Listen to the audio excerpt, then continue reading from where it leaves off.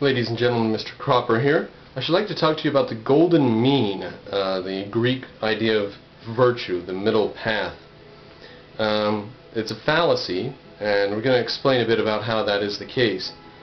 Now, it was an overgeneralization on Aristotle's part, and generally on the Greeks' part, but it's a good principle in some ways, so you can see how they found it plausible to go with this. The valid sense in which the golden mean can be applied is, for example, don't go to extremes on diet, exercise, politics, drink. Man, they hate it when I do videos. Diet, exercise, politics, drink.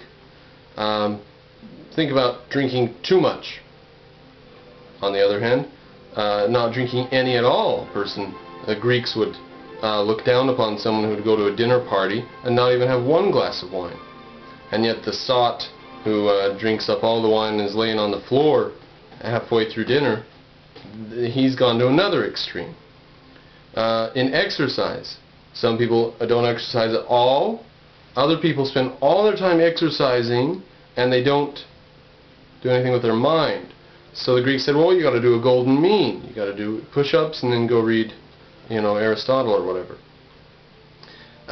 So in politics and diet and exercise, there's lots of different places in the question of ethics, in the question of virtue, in the question of mankind's behavior and what should mankind do. There are a lot of plausible ways we could look at the golden mean.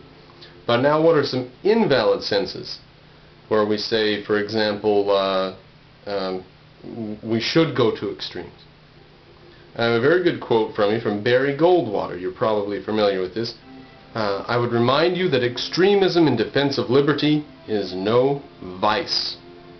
In other words, what is the middle path defending your freedoms? Compromise a little bit, give up some of your freedoms. On the other hand, take a stand on this or that freedom and stand for this one. And he says, no, we should be extremely in favor of our freedoms. We can't compromise one iota. So the golden mean is not a principle. The golden mean is a way of looking at some things. So it's an overgeneralization to call it a virtue itself. What is the golden mean between poison? A little bit every day, none at all. You don't want to go to the extreme and take no poison with your food. So what you do, and you don't want to go to the other extreme and take so much that it kills you.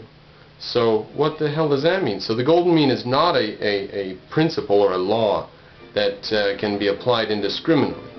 And the Greeks just overgeneralize a principle that's very useful, has its applications, but cannot be used as an ethical injunction that thou shalt always take the middle path. What's the middle path between rationality and irrationality? I'll accept some things on faith, and I'll require justification for other things. Which things where? And there's no consistent way to do anything like that. So the fallacy of the golden mean.